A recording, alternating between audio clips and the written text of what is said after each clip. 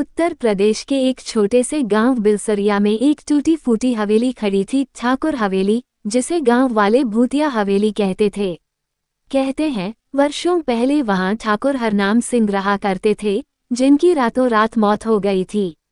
तब से न कोई उस हवेली के पास गया, न वहां कोई टिका। गांव के बूढ़े बुजुर्ग कहते थे रात होते ही वहां से रोने चीखने की आवाजें आती हैं। लेकिन इन सब बातों में सबसे दिलचस्प किरदार था बूढ़ा काका, जिनका असली नाम रामप्रसाद था। गांव में हर कोई उन्हें बूढ़ा काका कहता। सफेद बिखरे बाल, सीधी चाल और गहरी आंखें, लेकिन उनकी बातों में जादू था। बच्चे बूढ़े सब उनकी कहानियों के दीवाने थे। काका रोज हवेली के बारे में कुछ नया बताते। कोई कहता काका खुद भूत है, तो कोई कहता उन्होंने कुछ छुपा रखा है उस हवेली में। एक दिन शहर से एक नौजवान लड़का आरव गांव आया। उसकी मां की मृत्यु के बाद वह मानसिक रूप से टूट चुका था। शहर की आपाधापी से दूर उसे गांव में सुकून की तलाश थी। वह बूढ़ा काका के घर रुका। पहली रात ही आरव ने हवेली को दूर से देखा, टूटी खिड़कियां, जर्जर दीवारें और उसके ऊपर मंडराते कौवे।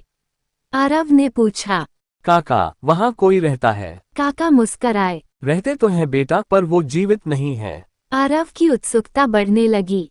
काका की कहानियां सुन सुनकर वह धीरे धीरे हवेली की ओर आकर्षित होने लगा। एक रात आरव ने ठान लिया कि वह उस हवेली में जाएगा। जब वह जाने लगा, काका ने उसे रोका। बेटा, अगर जाना ही है तो ये ताबीज ले लो, ये तुम्हें बचाएगा। और कुछ भी हो, भीतर किसी औरत की आवाज सुनो तो पलटना मत। आरव चौंका, लेकिन वह हंसते हुए चला गया। हवेली में घुसते ही ठंडी हवा उसके शरीर को चीरती चली गई। लकड़ी की सीढ़ियां छूं छूं करती, दीवारों पर जाले और एक भारी सन्नाटा। तभी पीछे से एक आवाज आई, मदद करो मेरी, मैं यहाँ हूँ। आरव ने पलटकर देखा, एक औरत, सफेद साड़ी में, लहराते बाल और पथराए आंखें। काका की बात याद थी, पलटना मत। वह तेजी से एक कमरे में घुस गया। कमरे में पुरानी तस्वीरें थीं, ठाकुर हरनाम सिंह, उनकी पत्नी और एक बच्ची। तभी उसे एक पुरानी डायरी मिली। डायरी में लिखा था, हरनाम मुझसे प्यार नहीं करता, वो मुझे ताने देता है। मेरी बेटी पारो को भी मारने की धमकी दी है। आज रात मैं उसे रोकूंगी। आखिरी पन्ने पर खून के धब्बे थे और एक अधूरी पंक्ति, अगर कोई मेरी बात पढ़ रहा है तो मेरी बेटी को बचा लेना। आरव कांप गया। तभी खिड़की अपने आप खुल गई और हवा तेजी से चलने लगी। भागते भागते आरव बाहर आया और सीधे काका के पास गया। काका, वहाँ एक आत्मा है। और वो बच्ची पारो, वो कहाँ है? काका गहरी सांस लेते हुए बोले, अब समय आ गया है। उन्होंने अपने कमरे की एक संदूक से एक पुराना खिलौना निकाला, एक लकड़ी की गुड़िया। ये पारो की है, वो मेरी पोती थी। आरव सन रह गया। काका बोले, ठाकुर हरनाम ने मेरी बेटी पारो की माँ को मार डाला था, और जब मैंने पुलिस में शिकायत करनी चाही तो मुझे पागल करार दे दिया गया। मैं सालों से हवेली के पास रहता रहा ताकि किसी दिन पारो की आत्मा को मुक्ति दिला सकूं। काका और आरव ने मिलकर अगले दिन एक पूजा का आयोजन किया। गांव वाले पहले डरते रहे, लेकिन आरव ने सबको समझाया। रात के तीसरे पहर हवेली के पास दीप जलाए गए। काका ने पारो की गुड़िया हवेली में रख दी और बोले, पारो बेटा, तुझे अब डरने की जरूरत नहीं, तेरा दादा यहाँ है। हवा तेज हुई, सिसकियां सुनाई दी और फिर एक हल्की सी हंसी। कुछ देर बाद सब शांत हो गया। अगली सुबह हवेली के चारों तरफ सिर्फ शांति थी। काका की आंखें भर आईं। उन्होंने आरव से कहा, अब मैं जा सकता हूँ बेटा? कहाँ काका? जहाँ मेरी बेटी और मेरी पोती मेरा इंतजार कर रही हैं। उसी रात बूढ़ा काका चुपचाप अपनी खाट पर सोते हुए चले गए।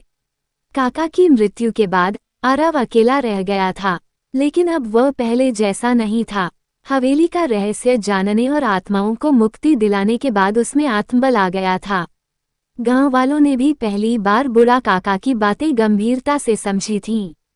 गांव के प्रधान ने आरव से कहा, तुम्हारे और काका के कारण इस हवेली की सच्चाई सामने आई। हम चाहते हैं कि तुम इस जगह को कुछ अच्छा बनाने में मदद करो।